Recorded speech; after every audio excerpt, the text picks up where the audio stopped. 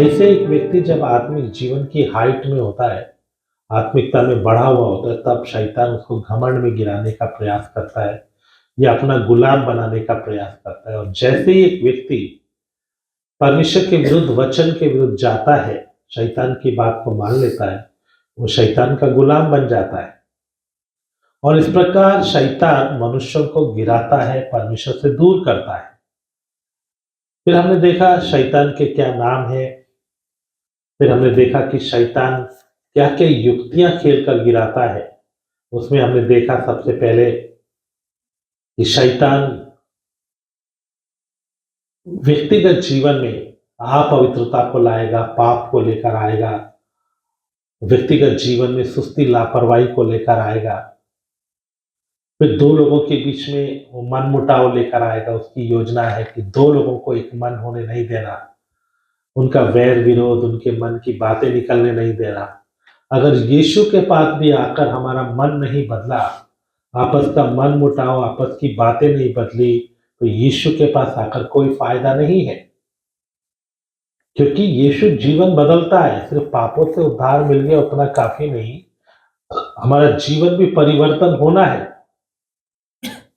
प्रभु यीशु मसीह इसलिए हमें दाम दे के नहीं खरीदा कि हमको चंगा करे, आशीष दे, या दुनिया की चीजें हमें दे के हमें मोटा ताजा करके चलाए, बल्कि यीशु मसीह ने हमें दाम देकर इसलिए खरीदा है ताकि वो हमें अपने समान बनाए, हमें बदलने का मौका दे, और हम बदल कर यीशु के जैसे बन सके। हमारा स्वभाव बदले, हमारे विचार बदले, हमारे जीवन की बातें बदले, और हम प्रभु के योग्य बन सके। इसलिए मेरे प्रियो, हमें क्या करना है? हमें प्रभु की उपस्थिति में बढ़ना है, प्रभु की उपस्थिति में चलना है। तो अभी तक हम देख रहे थे व्यक्तिगत जीवन में शैतान कैसे युक्ति खेलता है। फिर हमने देखा कि दो लोगों के बीच में, भाइयों भाइयों में, बहनों के बीच में, या दो विश्वासी लोगों के बीच में शैतान कैसे युक्ति खेलता है, उन्हें एक मन होने नहीं देता, एक परिवार में एक मन होने नहीं देता है, और फिर उनके जीवनों में, परिवार में आशीष नहीं रहता। आज हम तीसरा विषय देखने जा रहे हैं, और वो है इसी में शैतान की युक्तियों में, और वो है कलीसिया में उसकी युक्ति। कलीसिया में शैतान का युक्ति कैसे वो खेलता है इन द चर्च।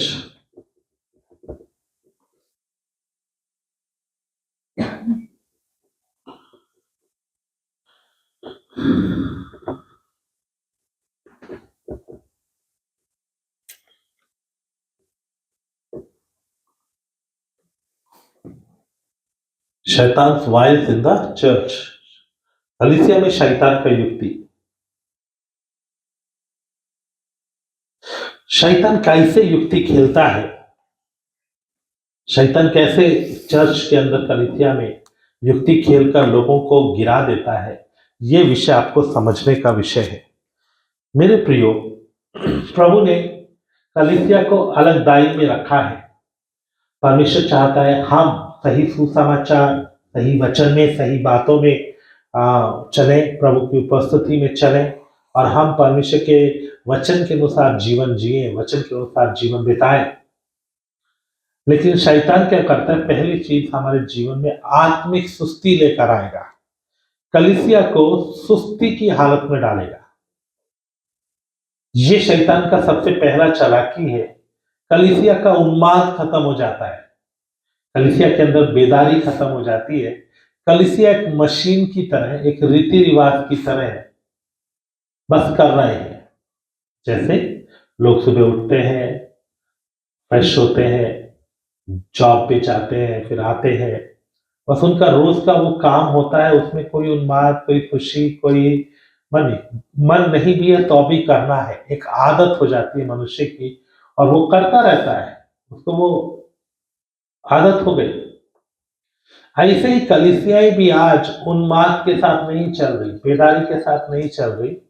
बस उनके अंदर एक मन है कि हाँ ठीक है, हमें बाइबल पढ़ना है, प्रार्थना करना है, संगति करना है। हमें एक जो भूख, एक प्यास होना चाहिए कलीसिया के अंदर, वो दिखाई नहीं देती। कलीसिया में वो दिखाई नहीं देती, कलीसिया में वो बनी नहीं रहती। कारण क्या है?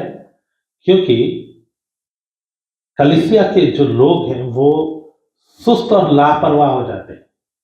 शैतान उनके अंदर का उन्माद खत्म कर देता है। कलीसिया के लोग प्रार्थना में आते हैं, वो इसलिए आते हैं पास्टर पूछेगा, या हम नहीं जाएंगे तो आशीष नहीं मिलेगा, या जाना एक उनके लिए नियम और कानून बन गया, इसलिए जाते हैं, इसलिए करते हैं। ऐसा करेंगे तो मेरे प्यारों कभी भी क्या नहीं होगा, उन्माद नहीं रहता और धीरे धीरे लोग निरंकुश हो जाते हैं। जहां लक्ष्य नहीं होता वहां लोग बर्बाद हो जाते हैं, चाहे वो संगति में आने का हो, चाहे वो जीवन का लक्ष्य हो। जब एक व्यक्ति लक्ष्य के साथ आता है, जब एक व्यक्ति अ, मन के साथ आता है, तो मेरे प्यारों शायद वो व्यक्ति अपने लक्ष्य को प्राप्त करने के लिए प्रयास करता है। लेकिन जब लक्ष्य खत्म हो जाता है, बस हम ऐसे ही कर रहे हैं, ऐसे ही चल रहे हैं, तो हमारा आत्मिक जीवन निरंकुश हो जाता है। प्रार्थना करना, वचन पढ़ना, मनन करना, धीरे धीरे संगति खत्म होती जाती है। फिर नियम कानून के लिए लोग आकर चर्च में बैठते हैं। आपने देखा होगा बहुत से चर्चित में लोग मोबाइल के साथ खेलते रहते हैं, मोबाइल चलाते रहते हैं, इधर उधर ध्यान रखते हैं, इधर उधर बातें करते रहते हैं कुछ लोग। वो क्यों हो रहा है? क्योंकि कलीसियाएं सुस्त हो गई। कलीसिया के अंदर, विश्वासियों के अंदर वो जो प्रभु के लिए जीने का मन है, मुझे कुछ सीखना है, मुझे कुछ प्रार्थना करना है, मुझे कुछ करना है, वो खत्म हो गया। पहले समय में एक लालसा रहती थी, लोग शनिवार से तैयारी करना शुरू करते थे कि हमें कल चर्च में जाना है, कल क्या पहनेंगे, कैसे करना है, सुबह क्या करेंगे। एक उन्माद होता था। विश्वासी लोगों के जीवन में भी शुरुआती समय में जब वो प्रभु के पीछे आते हैं, तो एक उन्माद, एक बेदारी, एक अंदर में एक बात रहती है, मुझे और सीखना, मुझे और चलना, मुझे और करना है, मुझे ज्ञान प्राप्त करना है। वो उन्माद खत्म हो गया, वो बातें खत्म हो गई। धीरे धीरे सुस्त हो जाते हैं, लापरवाह हो जाते हैं, क्योंकि आदत हो गई। रोज करते करते क्या हो गई? आदत हो गई। इसलिए मेरे प्रियो, कलीसिया के अंदर शैतान ये बात लाता है, और 99% कलीसिया आज आत्मिक उन्माद से दूर है। बस एक आदत है, हमें करना है। कुछ लोग जाते हैं, हमें गीत गाना है, उनको वचन सुनने का, सीखने का, संगति करने का नहीं, हमें गीत गाना है, हमारी एक जिम्मेवारी है। प्रार्थना करने वाले, बाकी चीज हर कोई ना मन होते हुए भी कर रहे हैं, लालसा नहीं है, इच्छा नहीं है, पर कर रहे हैं। ऐसा कलीसिया में शैतान एक सुस्ती लेकर आता है। इसलिए एक पास्टर का काम है अपनी कलीसिया को हमेशा बेदार रखना, अपनी कलीसिया को हमेशा भूख और प्यास के साथ रखना, अपनी कलीसिया को हमेशा जो विश्वासी लोग दिए उनके अंदर वो बेदारी हमेशा लगाए रखना, वो आग लगाए रखना, ये बहुत जरूरी है। लेकिन ज्यादातर पास्टर्स लोग ऐसा नहीं कर पाते। क्यों नहीं कर पाते? क्योंकि वो खुद भी सुस्त और लापरवाह है। वो लोग भी वचन को तैयार करना है, मुझे लोगों को सेवा करना है, मुझे उनको सिद्ध करना है, मुझे उन्हें प्रभु के योग्य बनाना है, वो सब विचार उनके अंदर नहीं है। बस कैसे भी संडे की आराधना चला देना है। ऐसा ही उनके अंदर एक इच्छा रह जाती है, एक बात रह जाती है, और वो लोग बस सुस्त और लापरवाह हो जाते हैं। ये शैतान की सबसे बड़ा चालाकी है। मैं जहां भी जाता हूं, मुझे यही चीज सबसे बड़ा दुख देती है कि लोग कर रहे हैं, लेकिन फिर भी उनको मन नहीं है। वो भूख, वो प्यास, वो तमन्ना, वो प्रभु को ढूंढने की लालसा आज कलीसिया से खत्म होती जा रही है। हमारे अंदर एक मन होना चाहिए, हमारे अंदर एक लालसा होना चाहिए, एक भूख और प्यास होना चाहिए। आप अपने जीवन में भी चेक करें, क्या मेरे अंदर वो उन्माद आज भी बाकी है? वचन सीखने का वो भूख, वचन सीखने का वो प्यास, प्रार्थना करने का वो प्यास क्या मेरे अंदर बाकी है? क्या मेरे अंदर लालसा है उसकी संगति में बैठने का, या बस मुझे करना है इसलिए मैं कर रहा हूँ? मेरे प्यारों, शैतान बहुत आराम से आपके उन्माद को खत्म कर देता है, आपको सुस्त बना देता है। आप आत्मा में करने की बजाय प्राण में करने लगते हैं, और प्राण हमेशा सिर्फ नाम के लिए ही करता है। क्या आपके अंदर भूख है? क्या आपके अंदर प्यास है? क्या आपके अंदर इच्छा है? मेरे प्रियो, जब दुख आते हैं, मुसीबत आती है, जब तक कष्ट आते हैं, तब एक व्यक्ति ढूंढता है, इच्छा करता है, या जब एक व्यक्ति प्रेम से भरा होता है तब वो इच्छा करता है। लेकिन जब ये दोनों ही चीज नहीं होती, तो एक व्यक्ति सुस्त और लापरवाह हो जाता है। शैतान कभी नहीं चाहेगा आपके ऊपर कष्ट आए। शैतान कभी नहीं चाहेगा आप दुख उठाओ। शैतान कभी नहीं चाहेगा आप दुनिया के बातों में पड़ जाओ। कभी नहीं चाहेगा। वो एक ही बात चाहता है, आप आरामदायक जिंदगी जियो, आपको कोई कष्ट ना हो, आपको कोई दुख ना हो। क्योंकि अगर दुख होंगे तो आप ढूंढेंगे परमेश्वर के पीछे, उन्माद के साथ, बेदारी के साथ आएंगे, आप परमेश्वर को ढूंढने का प्रयास करेंगे। दूसरा, वो आपके अंदर प्रेम बढ़ने नहीं देता है, वो संसार का प्रेम डालता रहता है, संसार की चीजों का प्रेम डालता रहता है। और जैसे ही संसार का प्यार आपके अंदर आएगा, जैसे ही संसार की इच्छाओं का प्यार आपके अंदर आएगा, अभिलाषाएं आपके अंदर आएंगी, परमेश्वर का प्यार निकल जाता है, वो नहीं रहता। और दोनों हालत होने के कारण मनुष्य क्या हो जाता है? आत्मिक उन्माद में पीछे हट जाता है, बेदारी में पीछे हट जाता है। इसलिए वचन कहता है, जागते रहो, प्रार्थना में लगे रहो, प्रार्थना करते रहो, चलते रहो।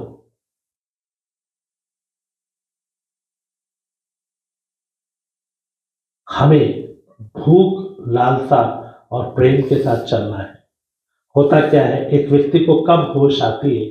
जब वो बहुत नीचे गिर जाता है, जब वो सब कुछ खो देता है, तब उसे होश आती है कि मैं जो कर रहा हूं ये तो खोखलापन है। बाइबल पढ़ रहे हैं,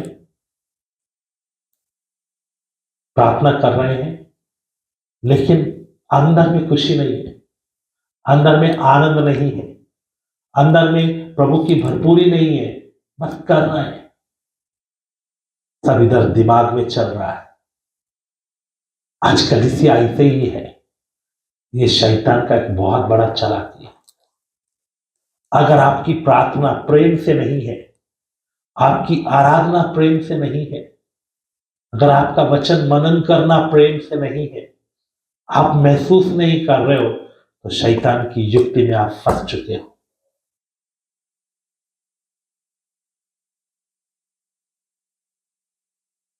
एक भूख, एक प्यास, एक ढूंढना आपके अंदर, एक लालसा हमेशा होना चाहिए।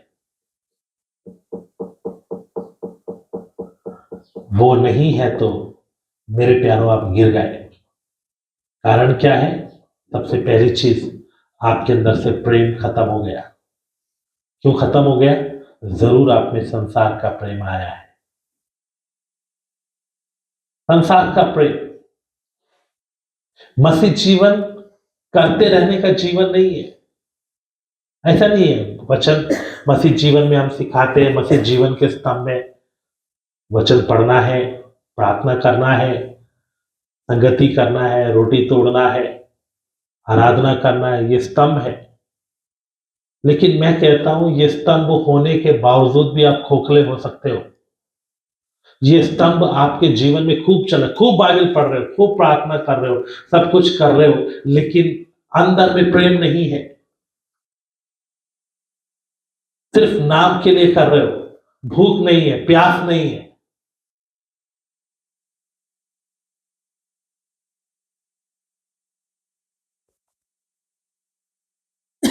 प्रभु की उपस्थिति की खोज नहीं है, अंदर से नहीं निकल रहा,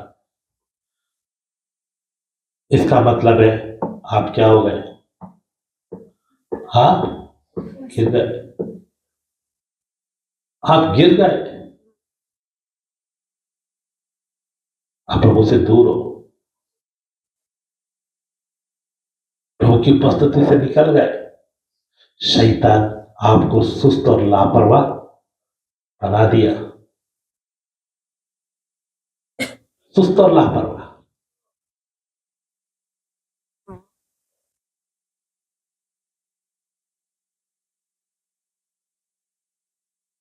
जैसे प्रभु कहते तुमने अपना पहला सा प्रेम छोड़ दिया। तुम कहते हो तुम धनी हो, लेकिन तुम कंगाल हो।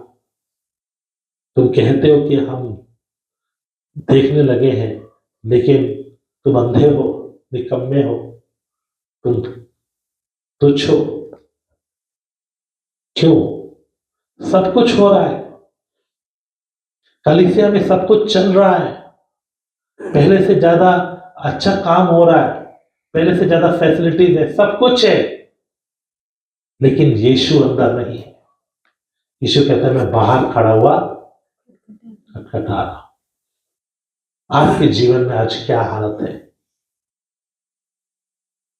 वचन तो हम सीखते हैं, ज्ञान इकट्ठा करने के लिए बहुत है, लेकिन आज आपका जीवन का हालत क्या है?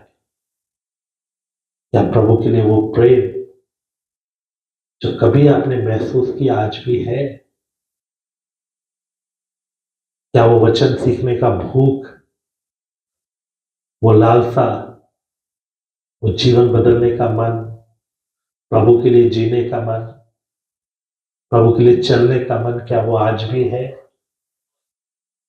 या आप सुस्त हो गए, या आप लापरवाह हो गए, या वो आपके अंदर से आज निकल गया? मेरे प्यारों, हर दिन हमें देखना है मैं ऐसे ही कर रहा हूं, मेरे अंदर वो उन्माद, वो बेदारी आज भी है, वो भूख मेरे अंदर आज भी है। मैं चाहता हूं थोड़ा देर आंखें बंद करें, थोड़ा देर अपने जीवन में सोच विचार कर, थोड़ा देर आप अपने आप को जांच कर देखें, थोड़ा देर अपने आप को आप परख कर देखें कि आप चल रहे हैं कि नहीं। प्रार्थना करें।